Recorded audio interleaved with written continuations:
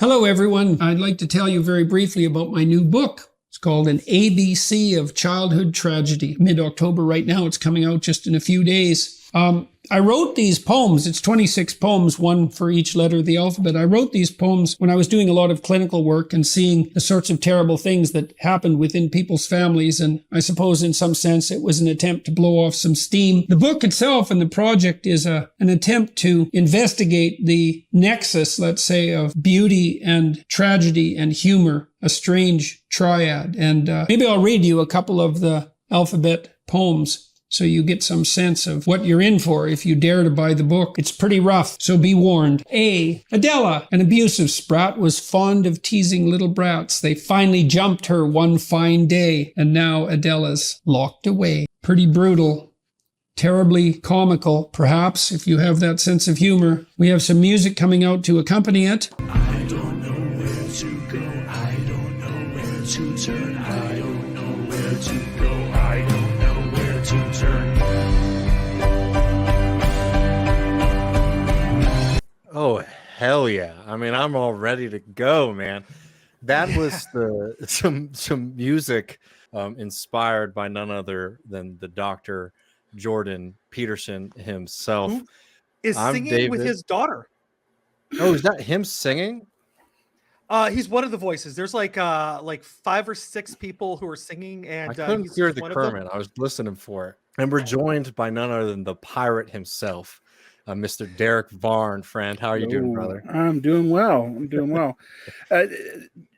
Remember when J. Andrew World contacted me? It's like, we need a poet to discuss Jordan Peterson. And I was like, lovely. Have you seen these poems yet? Did you prep? Yes, I did. Okay. I hadn't heard about them. I heard that they existed, but I had not bothered to look them up. And then I looked, and then when J. Andrew World sent them to me, I was like, oh my God, these are the worst Edward Gorey ripoffs I've ever seen in my life. We saw the video beforehand where he talked about he wrote a lot of these as a practicing psychologist, which is fine as a practicing psychologist to write horrible things about your patients, to deal with whatever crap that you've put on there for your own mental health. It is not fine to show it to anybody after you write it, because that might relate to personal information. I mean, how would y'all like to set this little smorgasbord we have in front of us? I mean, I'm the one who kind of found it. Well, not really, because I follow Jose on YouTube. And if y'all aren't following Jose, he has lots of long form videos where he breaks down right wingers and sitcoms. And they're usually really good deep dives. So if you want to hear about the whole history of Roseanne or Murphy Brown, that's the channel for you. There's a lot happening in this book, and like I said before, it probably shouldn't have been published in the first place. And also, like, he wants to be Edward Gorey, but he is not Edward Gorey. Edward Gorey has talent. Yeah, so who is real quick though? But who is Edward Gorey? I guess Edward Gorey was an illustrator that worked for most of the 20th century. His heights was like the 40s, 50s, 60s. He did a book as a children's book about children dying in horrible ways. But not like this. Like this was actually kind of fun. It's like, oh no, Sally fell down a well. Like it was done there's a charm to it. If you were a goth kid in the 1980s, 1990s, or early aughts, you were like tattooing Edward Gorey on yourself. Okay. Yeah. Derrick, you tell me if I'm wrong, but you're somebody who's a poet of no small stature, right? You take on something as fundamental to logic and reason like the alphabet, right? That usually means that this is about to be a very, very serious piece of literature, right? Yeah. Yep. There is actually a serious poetry form called a abecedarian, which is like going through the alphabetical order, and with each line having to be the first line of. But this is not that. I mean, what I can't tell about this project is I was like, okay, given his politics, I'm not sure who this is for, because Peterson wouldn't want children reading this, but it's also clearly not written for adults. So Yeah. I don't know. Like, I'm so confused by this project. I think it's for a left-wing podcast. Is he trolling us to giving him more free advertising? That would be a brilliant plan. I think that's his whole career plan, actually. Should we dig in to Yes, let's begin. Dick was a deranged little boy whose prancing father made him coy. When he ended up in jail, all competed for his tail. And then there's this picture that goes along with it. I think just like for the audience, like it's worth just sort of breaking this down a little bit. This is a book that goes A, B, C, D, you know, etc. I'm not going to embarrass myself by fucking up the alphabet. It goes throughout the alphabet, and it's all of these like tiny short allegories. And I've only read a few of them, so some of the people who have done the work might be able to tell me if it ends somewhere, or if it's just like a little, they're just vignettes, right? They're just like, here's a letter. I'm going to talk about a troubled kid or a troubled person that for some reason is going to be associated with this letter. That's what this book is, and it's attached to these interesting little drawings that'll go. I don't even feel any need to attack the art here personally. She is a Jordan Peterson super fan. So is Matthew McConaughey. We can give him a break. Can we explicate this poem? Because is he implying that prison? Yeah, well, no, that the prison rape is obviously not implied. It's stated. But is he implying the reason why the child is being prison raped because his father was effeminate? And does Jordan Peterson know himself? Like, I remember Michael Brooks calling him sounding like a 1950s housewife.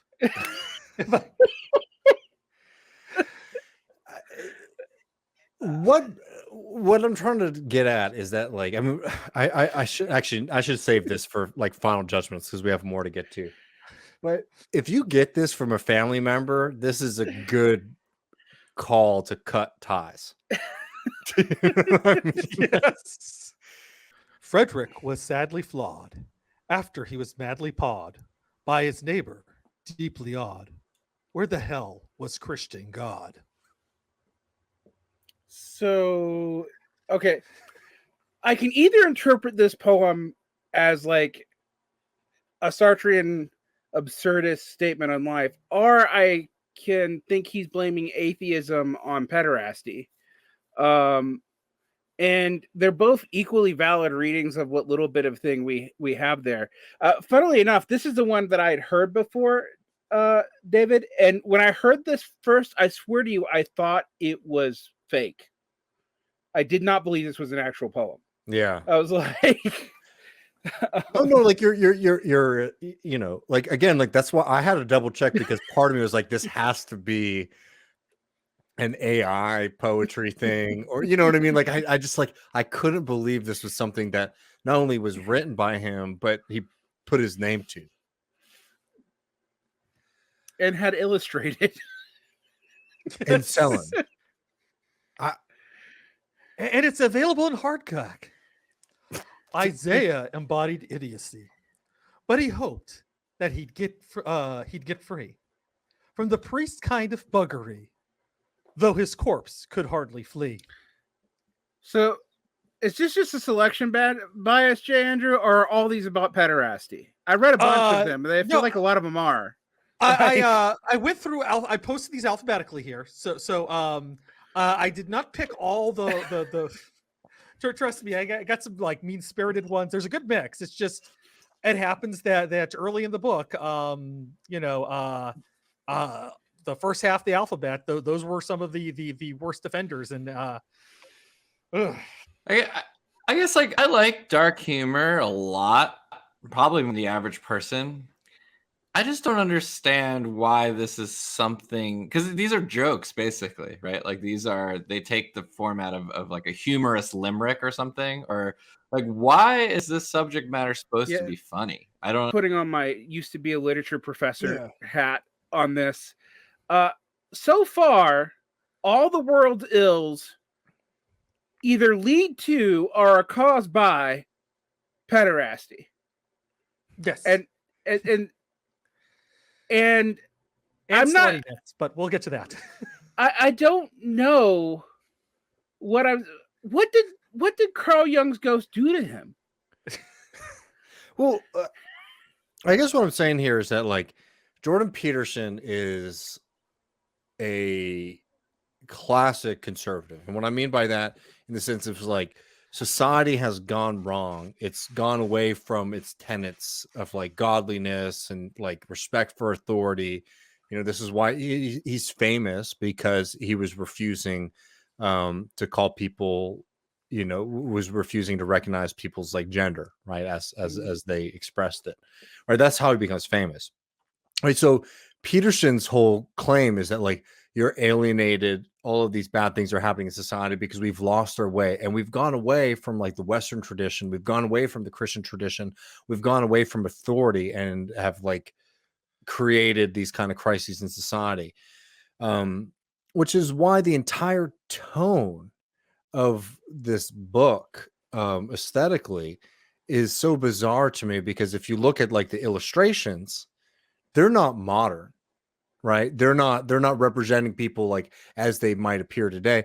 It's like very like 1800s, like early 1900s, right? This is in here, like this is baked into like Western society kind of thing, which if I were to be a Peterson goes against the entire argument that he's making, is that like we've gone away from the truth and have now embraced chaos. We've now embraced postmodern Marxism, Derrick Right. for some reason thrown in with. Although the funny thing about him is like if you listen to him speak, he sounds like a postmodernist in the Yes. worst sense. Like it's like within 15 minutes, I've tried to listen to his stuff. For years, people have been trying to tell you need to take, you know, Peterson more seriously, and I'm like, okay, I got drugged to the conference. The only thing good out of it is I met Michael Brooks. But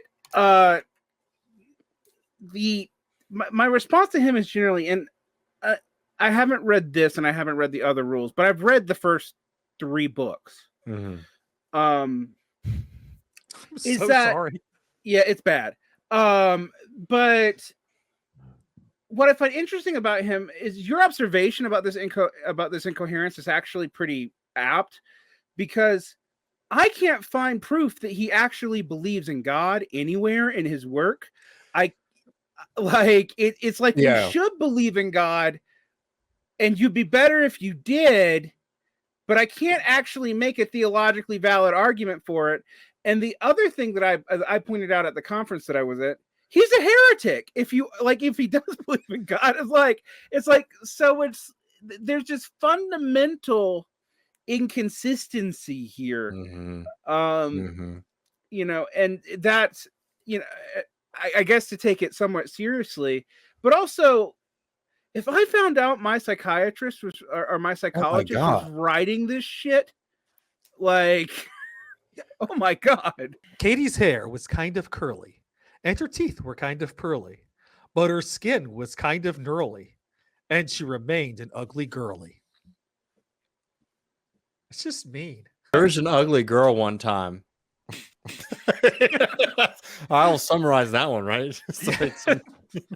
And that is a funny topic in and of itself. So what I Something am women are- learning is to make my poetry books bestsellers, I need to start a cult. If you'd have told me this was a parody from Mr. Show in 1994 of some Edward Gorey-like figure who'd lost his fucking mind, and like I would totally believe that. And I mean, just to compare here, I pulled up some Edward Gorey. A is for Amy, who fell down the stairs. B is for Basil, who was assaulted by bears. Like, yeah, that's at least fun. Yeah, and the illustrations are great too, because it's Edward Gorey, the man. Oh, it's just a rip. But wait, for the next one, because you're right.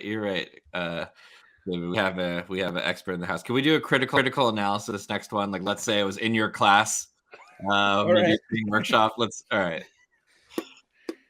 Polly had a pretty dolly. She pushed her inside a trolley. The strange intruder pinched her doll and used it to ensure her fall. Show the illustration, because I think this one needs the illustration. Notice that the kid's getting a shot. So this is like now all of a sudden anti-vax poem. Okay, so that's what it is. Because I was like, as an analysis, I'm like, am I supposed to read doll as some kind of weird new term for butt? Like, what's going on here? But Maybe. but the stranger pinching her doll is actually someone giving her a vaccine. So one, I mean, just from an aesthetic point, rhyming doll with dolly's fucking stupid. But this is the kind of poem that when I was in undergrad, I would have, or when I was in grad school getting my MFA, and I had to teach undergrads, and I was still there was a time where I was more of a jerk than I am now. No. I would have taped a red pin to this and said, "You know what to do." Like the strange intruder picture doll. The thing is, like, without the illustration, I don't even know what exactly is going on in this poem. Yeah. Like, also,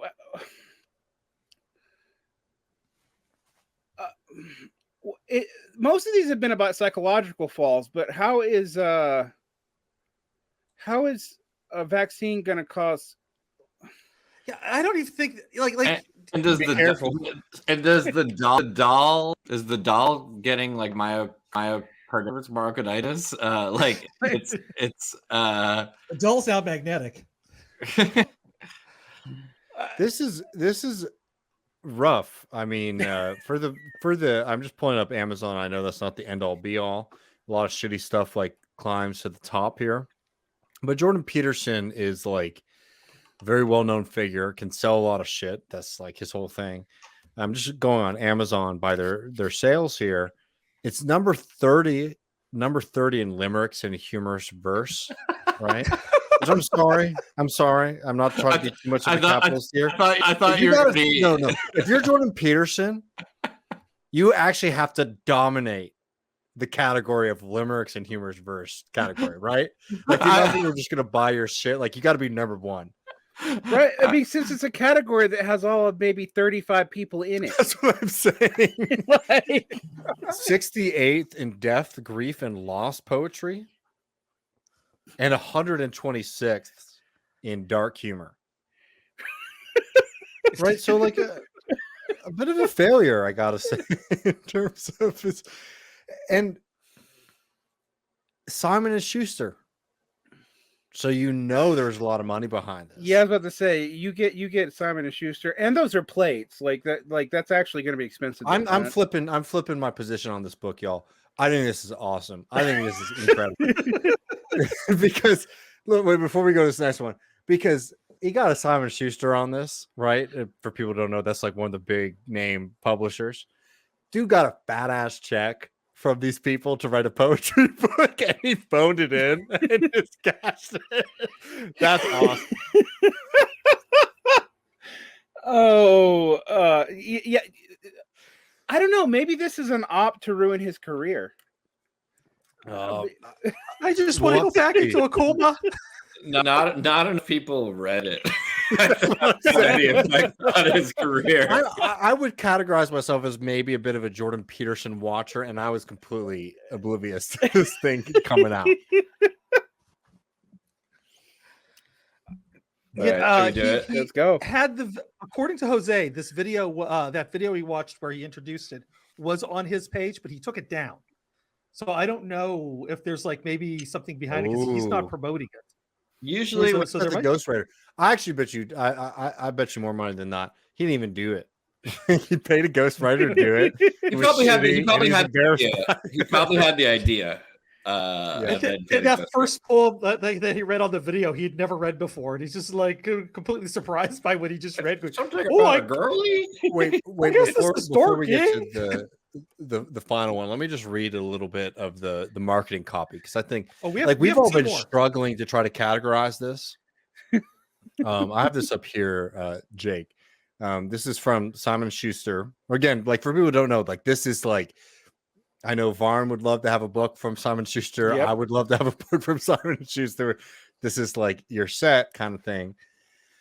26 dark and witty poems. I think the first one works, but the second word doesn't. Witty, no. Each a tragic comedy of innocence and vulnerability. 26 hauntingly beautiful portrayals of injustice and suffering, each from the gifted imagination of Juliette Fagra, illustrator of Beyond Order, 12 More Rules for Life, struck you to the heart. If the Gothic railway of Edward Gorey's Gashly Crumb Tinies seduced you to smile satirically, if the Brothers Grimm were nowhere near grim enough for you, then an ABC of childhood tragedy might be the book you've been pining for. I will just say that copy is probably better than anything that's in the goddamn book. Xandra zisted on a shoestring and excelled as blithering. Her old father had enough, and what he did was rather rough. He took existed and then probably dropped the E to make it alliterative. Why do that? You only need like the on the other poems, he actually doesn't maintain the first letter throughout. Like you're right. He's creating a problem for himself to solve and fail at solving that problem. Right? It's like this is totally self-imposed. Like it's both dark and vague, and this is supposed to be like about childhood innocence and trauma, I guess. And yet I'm like, but I mean, one of them you literally just called the kid ugly. And yeah. It's like this ugly motherfucker. This is inspired by a patient of mine who was extremely ugly little girl. We didn't know how to fix them, right?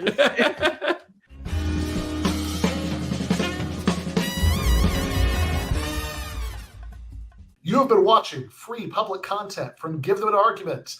To access every single episode of the show, the main show on Monday nights, all of the streams, all of the debate breakdowns, all of the patron-exclusive post-games on Monday nights, all of the patron-exclusive bonus episodes every week, and much, much more, go to patreon.com/Ben Burgis. I cannot resist ending this with, don't be foolish.